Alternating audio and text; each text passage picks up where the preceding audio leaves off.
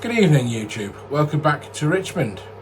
As you can see behind me, we are back in the railway room / garage this evening. We've finished, or almost finished, the station roof, which we'll show you in a minute. And we also have a treat for you tonight, as I now have a brand new DCC controller. So I'll be showing you that shortly, along with the station roof. So let's get cracking. So there's the station roof, back on the station. It looks good. I'm very pleased with it. I did want to paint the roof light and the glazing bars, but I decided against it because it looked too pretty as it was. I didn't really want to spoil it by painting it, although with it back in the layout it does clash slightly with the barge boards and the gable ends. But I'm not that fussed about it. I like it as it is, and it has brought a whole lot of light to the inside of the train shed. It's not finished yet, of course. I've still got barge boards to fit on the other side, and I've got to fettle it a little bit just to make it fit a bit better, but that's no hardship. And the next step, as you can tell now, or as you can see here, the roofs on the station buildings, the two roofs and the gable, look massively out of place. So the next thing to do, probably later this week, will be to take those off the station and into the house, and we'll have a few hours fitting or gluing new slates to those.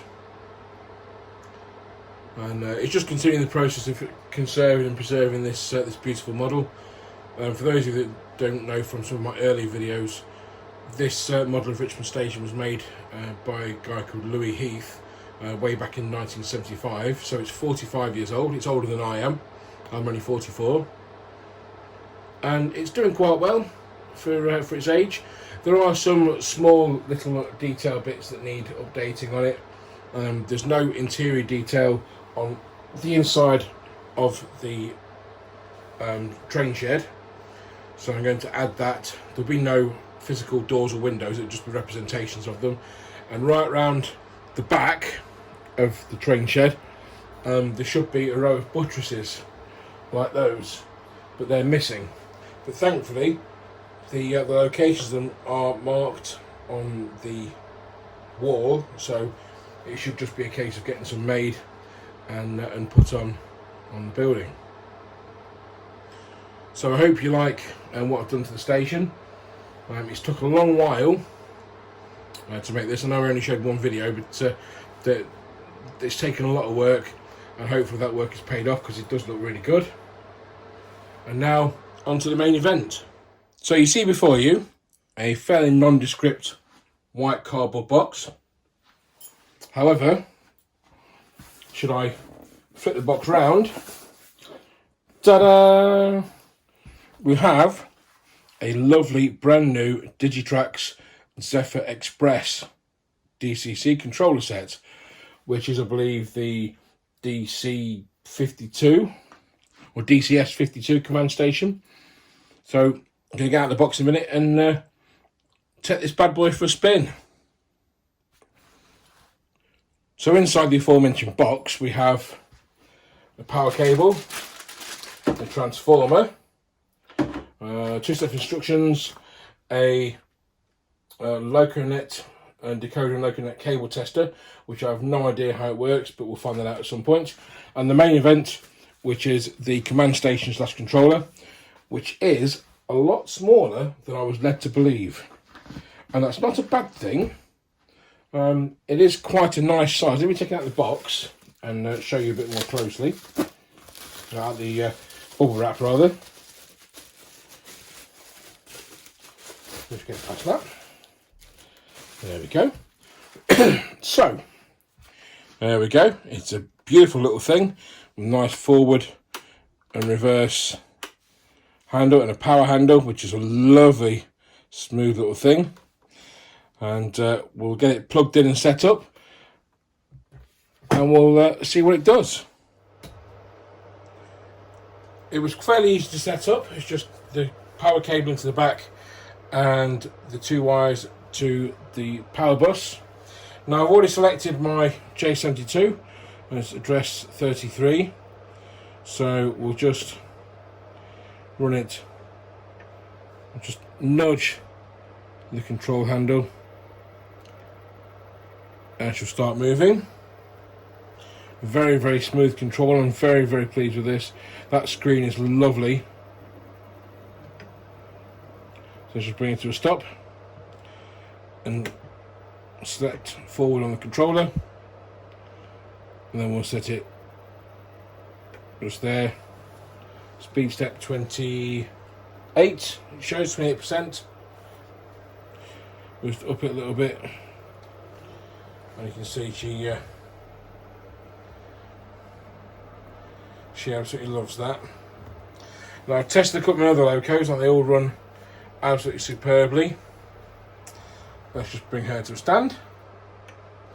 The only disappointment, unfortunately, is the kit-built G5.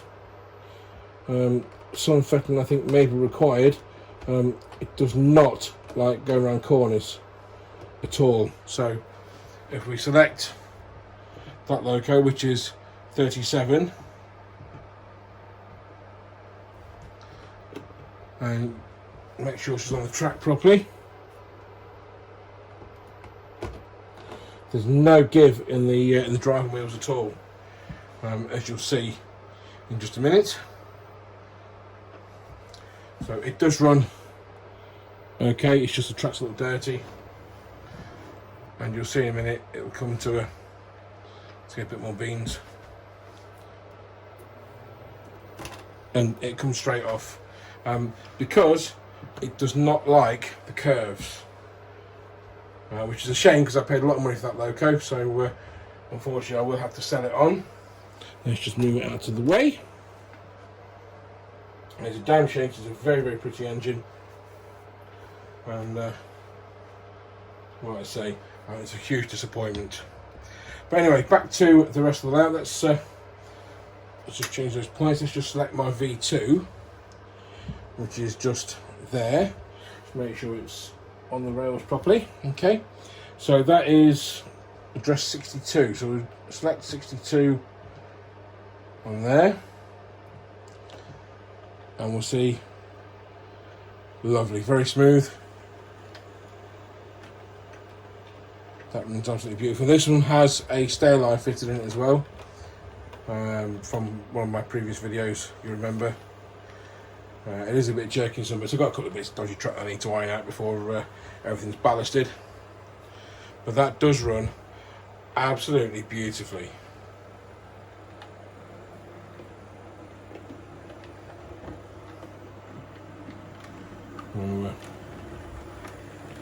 Just bring it to a stand.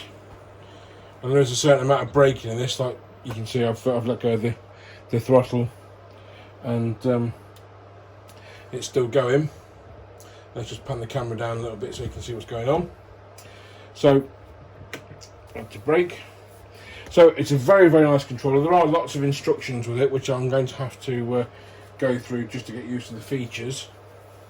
And there are many features to it. So